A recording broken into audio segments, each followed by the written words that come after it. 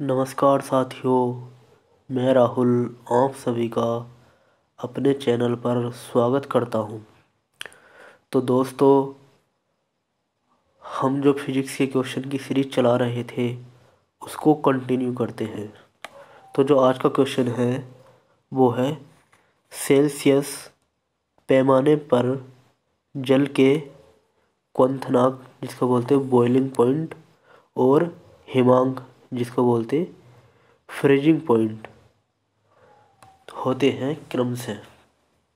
तो यहाँ पर देखते हैं हम जो हमारा सेल्सियस पैमाना होता है, यानी कि सेल्सियस पैमाना जो होता है उस पर जो बॉइलिंग पॉइंट होता है वो तो होता 100 डिग्री सेंटीग्रेड पर, और जो हमारा फ्रीजिंग पॉइंट होता है, फ्रीजिंग पॉइंट जिसको बोलते हैं जमाव बिंदु, वो होता है 0 डिग्री सेंटीग्रेड पर। तो इसका ऑप्शन नंबर सी सही हो जाएगा। अब देखते हैं हम अगला क्वेश्चन। अगला क्वेश्चन है केल्विन मान से मानव शरीर का सामान्य ताप है, यानी कि केल्विन मान में बताना हमें मानव जो शरीर है उसका टेम्परेचर कितना होता है। अगर हम नॉर्मल टेम्परेचर की बात करते हैं तो मानव शरीर का जो मैन होता है इसका जो नॉर्मल टेम्परेचर होता है 37 डिग्री सेंटीग्रेड। अब किसकी बात कर रहे हैं हम? केल्विन पैमाने पर। और हम केल्विन पैमाने पर बात करते हैं तो हो जाएगा 37 प्लस के 273। तो जब इसको हम जोड़ते हो जाएगा 310 केल्विन। तो इसका आंसर नंबर बी सही हो जाएगा, ऑप्शन नंबर बी सही होगा। अब देखते हैं हम अगला क्वेश्चन। अगला क्वेश्चन है विद्युत केतली में पानी गर्म होता है, यानी कि जो हमारी इलेक्ट्रिक केतली होती है उसमें पानी किसके द्वारा गर्म होता है? तो ऑप्शन नंबर 1 हो जाएगा चालन के कारण, ऑप्शन नंबर बी संवहन के कारण, ऑप्शन नंबर 3 हो जाएगा विकिरण के कारण, या ऑप्शन नंबर डी इनमें से कोई नहीं। तो इसका जो आंसर हो जाएगा वो हो जाएगा ऑप्शन नंबर बी, यानी कि संवहन के कारण, ड्यू टू कन्वेक्शन। इसको ऐसा मान सकते हैं ये हमारे पास एक कोई बीकर हो गया, इसमें हमने भर दिया लिक्विड और नीचे ये इलेक्ट्रिक हीटर चला दिया, और जो हीटर चला यहाँ से हीट निकली। हीट निकलने के बाद जो लिक्विड था या वाटर था इसने इस हीट को एब्जॉर्ब किया, और इस लिक्विड के जो पार्टिकल थे हीट को एब्जॉर्ब करने के बाद लाइट हो गए, और वो लाइट होने के बाद ऊपर की ओर मूव करने लगे, जिससे मतलब जिनका टेम्परेचर कम था वे नीचे की ओर आए, और जिनका टेम्परेचर ज़्यादा हो गया था वे ऊपर जाने लगे। तो इसको बोलते हैं हम कन्वेक्शन प्रक्रिया। तो ये इस वजह से होता है। अब देखते हैं हम अगला क्वेश्चन। अगला क्वेश्चन है सूर्य विकिरण का कौन सा भाग सोलर कुकर को गर्म कर देता है?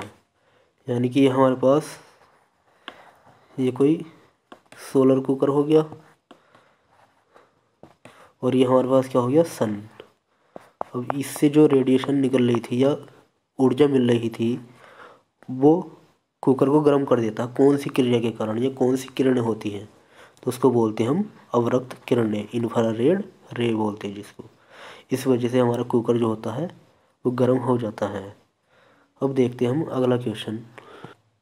अगला क्वेश्चन है जिस ताप पर कोई द्रव ऊष्मा पाकर वाष्प से वाष्प में बदल जाता है उस कहलाता है।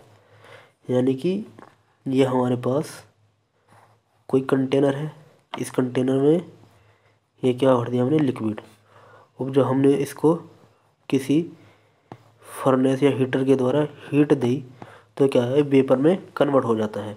तो उस प्रक्रिया को क्या बोलते हैं? यानी कि लिक्विड से भाप में बदल जाने की प्रक्रिया को ही हम क्या कहते हैं ये बताना है। तो इसको बोलते हैं हम बॉइलिंग पॉइंट। तो अब देखते हैं हम अगला क्वेश्चन। अगला क्वेश्चन है, ठोस कपूर से वाष्प कपूर बनने की क्रिया कहलाती है। यानी कि ये कोई सॉलिड कपूर थी और इसको हमने क्या किया, ये बन गई हमारी वाष्प कपूर। सीधा सॉलिड से वाष्प में कन्वर्ट होने की प्रक्रिया को हम क्या कहते हैं, तो उसको बोलते हैं हम सब्लिमेशन या ऊर्ध्वपातन प्रक्रिया। यानी कि इसमें लिक्विड फेज हमें दिखाई नहीं देती, या तो सॉलिड में मिलेगी या फिर वेपर फॉर्म में। तो इसी को बोलते हैं हम ऊर्ध्वपातन यानी कि सब्लिमेशन प्रोसेस। एक इसका एग्जांपल हो जाता है जैसे नेप्थेलीन हो गया, और हमारा एक कपूर हो गया। ये कुछ एग्जांपल इसके हैं। अब देखते हैं हम अगला क्वेश्चन। अगला क्वेश्चन है, पानी से भरे गिलास में बर्फ़ का एक टुकड़ा तैर रहा है, तो टुकड़े के पूरा पिघल जाने पर गिलास में पानी का तल, और इसका आंसर बताना अब हमें, घट जाएगा या बढ़ जाएगा या अपरिवर्तित रहेगा, इनमें से कोई नहीं। तो ये मान लीजिए ये हमारे पास एक कंटेनर हो गया और ये हमारे पास लिक्विड इसमें भर दिया हमने। ये लिक्विड था और ये हो गया एक, क्या हो गया, बर्फ़ का टुकड़ा। जैसे ही ये बर्फ़ का टुकड़ा पिघलना स्टार्ट करता है तो लिक्विड का तल अब हमें बताना ये बढ़ जाएगा, घट जाएगा या अपरिवर्तित रहेगा। तो देखिए, जैसे ही हमने बीकर में ये बर्फ़ का टुकड़ा डाल दिया और इसका जो तल था, जितना वो डालने के बाद रह गया वो उतना ही होता है।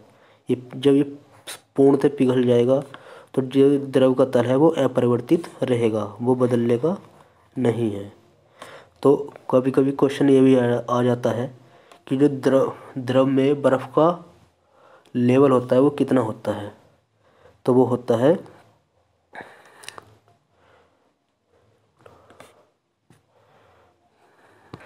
जो इसमें तल होता है वो लिक्विड में तो होता है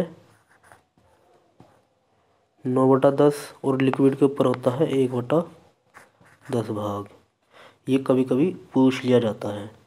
अब देखते हैं हम अगला क्वेश्चन। अगला क्वेश्चन है, बर्फ़ की गुप्त ऊष्मा का मान होता है। यानी कि जो बर्फ़ है उसकी गुप्त ऊष्मा का मान क्या होता है, ये हमको बताना है। यानी कि गुप्त ऊष्मा से मतलब है जिसको बोलते हैं हम लेटेंट हीट। लेटेंट हीट वो होती है जो हमें दिखाई नहीं देती है। जैसे ये मान लो हमारे पास ये बर्फ़ का कोई टुकड़ा हो गया, अब हमने इसको हीट सप्लाई करी, तो हीट सप्लाई करने के बाद हमको क्या मिला, ये लिक्विड मिल गया। यानी कि अगर ये 0 डिग्री सेंटीग्रेड पर बर्फ़ था तो हमें 0 डिग्री सेंटीग्रेड पर ही क्या मिल गया, लिक्विड मिल गया। इस दौरान जो यहाँ से हीट सप्लाई हुई उसी को ही बोलते हैं हम गुप्त ऊष्मा, यानी कि जो हमको दिखाई नहीं देती है। तो इसका जो मान होता है वो होता है 80 कैलोरी पर ग्राम, ये इसका मान होता है। अब देखते हैं हम अगला क्वेश्चन।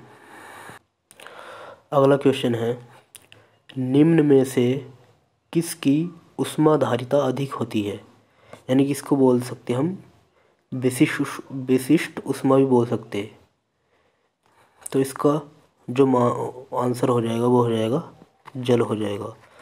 यानी कि ये मान लो यूनिट मास का, यानी कि एकांक द्रव्यमान का टेम्परेचर 1 डिग्री हमें टेम्परेचर बढ़ाना है, तो उसके लिए जो हमने ऊष्मा दी या ऊर्जा दी वो ही कहलाती क्या, ऊष्माधारिता। तो इसमें सबसे ज़्यादा जो होती है वो जल की होती है। एकांक द्रव्यमान का 1 डिग्री सेंटीग्रेड बढ़ाने के लिए जो ऊष्मा दी जाती है उसी को बोलते हैं हम ऊष्माधारिता। तो इसका आंसर हो जाएगा ए। अब देखते हैं हम अगला क्वेश्चन। तो दोस्तों आज जो हमारा लास्ट क्वेश्चन है वो है ध्वनि तरंगों की प्रकृति कैसी होती है, या जो तरंगे होती है उसकी प्रकृति कैसी होती है। तो जो ध्वनि तरंगे होती हैं वो कंपन करने के अनुदिश चलती है, यानी कि उसके अनुदैर्घ्य होती है। इसका आंसर हो जाएगा अनुदैर्घ्य। अनुदैर्घ्य का मतलब हो गया ये कोई हमारे पास मीडियम था, अब मीडियम से जैसे ही हमने कोई एनर्जी दी तो वो उसके कंपन करने की डायरेक्शन में ही क्या करती है, कंपन करने लगती है, उसके बोलते हैं अनुदैर्घ्य। और जो अनुप्रस्थ होती हैं वो उसके कंपन करने के क्या होती है, पैर ये हो जाती हैं इसके परपेंडिकुलर, तो उसी को बोलते हैं हम अनुप्रस्थ तरंगे। ये इसके लीनियर होती हैं। तो दोस्तों आपको हमारे आज के क्वेश्चन पसंद आए होंगे, और हमारी वीडियो को आप लाइक करो, शेयर करो, हमारे चैनल को सब्सक्राइब करो, और हम बहुत बेहतर करने की कोशिश करेंगे। तो दोस्तों हमारे चैनल को सपोर्ट करो ज़्यादा से ज़्यादा। Thank you for watching.